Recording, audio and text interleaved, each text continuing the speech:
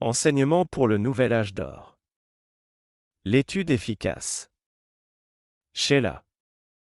Maître bien-aimé, on nous dit que la connaissance qui nous est transmise apporte avec elle l'obligation de l'utiliser pour le bien de la vie.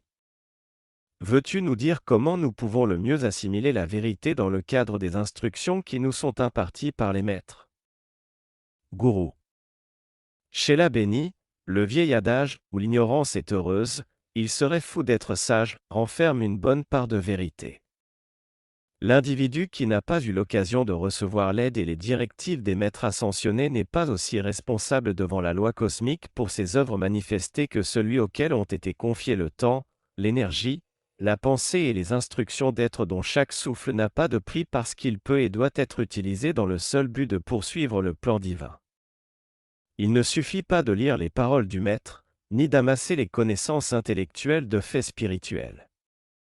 Le Sheila doit intégrer ces paroles dans sa propre nature et devenir le maître. Sheila. Maître bien-aimé, y a-t-il une recommandation particulière que tu peux nous faire afin que nous profitions du mieux possible de tes instructions? Gourou. Sheila béni, oui. Faites à peu près comme ceci. 1. Choisissez un moment particulier du jour pour votre lecture et tâchez de construire une dynamique de rythme en observant votre cycle de contemplation. 2. Préparez votre conscience en réfléchissant sincèrement à ce que vous êtes sur le point de faire, c'est-à-dire entrer en sainte communion avec votre Dieu et votre Maître. Faites taire vos véhicules physiques, mentaux et émotionnels et élevez votre conscience jusqu'à ce qu'elle atteigne l'aura spirituelle de l'auteur des paroles que vous voulez examiner. Demandez-lui de vous accorder les sentiments, la compréhension des maîtres ascensionnés et la capacité de traduire ces paroles en action pour le bien de votre prochain. 3. Rappelez-vous que vous allez participer à la vie qualifiée d'un être divin qui, dans sa miséricorde et avec son amour, a décidé de vous transmettre ses instructions pour vous aider à devenir libre comme lui. Ressentez une profonde gratitude, beaucoup de respect et d'humilité en acceptant cette essence. Si vous faites cela, vous recevrez non seulement l'expression verbale de la vérité, mais aussi l'essence vive de la vérité qui embrassera votre esprit. Une prière simple à réciter avant de lire les paroles du Maître pourrait ressembler à ceci. Bien-aimée présence de Dieu Ayam. Ce sont ta vie et ton intelligence qui me permettent de lire, de comprendre, d'assimiler et de faire ce que je dois. Je t'en suis infiniment reconnaissant. Bien-aimé Maître.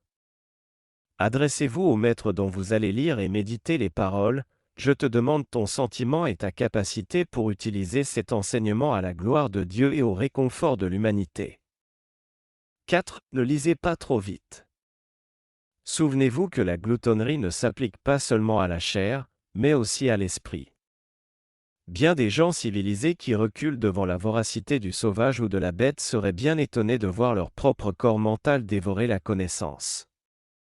Laissez votre esprit approcher respectueusement, affectueusement, les instructions du Maître et s'attarder sur une phrase ou un paragraphe que la grâce de votre présence éternelle veut souligner à la lumière de votre âme.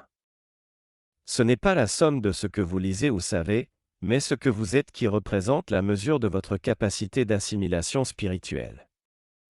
5. Décidez en vous-même de faire chaque jour d'une fraction de votre lecture une partie intégrante de votre nature. Ainsi, le processus de sublimation et de transmutation devient un cycle rythmique de conscience ascendante plutôt qu'un encombrement maladroit provenant d'efforts intermittents. 6. Lorsque vous avez terminé votre lecture, faites à nouveau une brève invocation à votre propre présence Ayam et au Maître avec lequel vous avez été en communion, afin de nourrir par la grâce spirituelle de la vérité cosmique les graines semées dans votre conscience.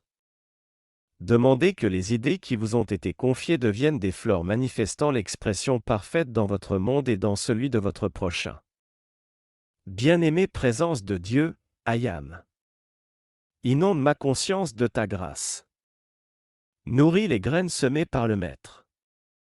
Ne permets pas que je sois exhorté de l'extérieur, fais que je reste de marbre à l'intérieur, de crainte que la parole que j'ai lue ou entendue, mais non pratiquée, connue mais non aimée, crue mais non observée, ne se dresse pour me juger. Je cite les paroles d'un sage qui a fait le chemin avant vous. En vérité, quand arrivera le jour du jugement, il ne nous sera pas demandé ce que nous avons lu, mais ce que nous avons réalisé, ni quel beau discours nous avons fait, mais comment, et avec quelle droiture, nous avons vécu. Sheila. Maître bien-aimé, y a-t-il une manière de lecture qui soit particulièrement bénéfique à la croissance de notre âme? Gourou. Sheila béni, chaque homme a besoin d'un type d'instruction différent. Quand le maître ne conduit pas personnellement l'enseignement quotidien du Sheila, celui-ci doit puiser en lui-même, par sa faculté d'intuition et par la flamme de la sagesse dans son cœur, ce qui tous les jours lui est le plus bénéfique.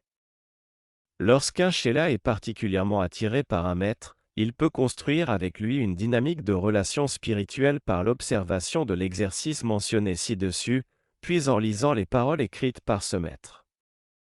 Même quand il lit les paroles d'un être non ascensionné, si l'individu arrive à se mettre en communion spirituelle avec la conscience de l'écrivain, il peut en recevoir beaucoup plus en une courte période d'étude que lorsque, littéralement, l'esprit externe se plonge à l'aveuglette dans la lecture.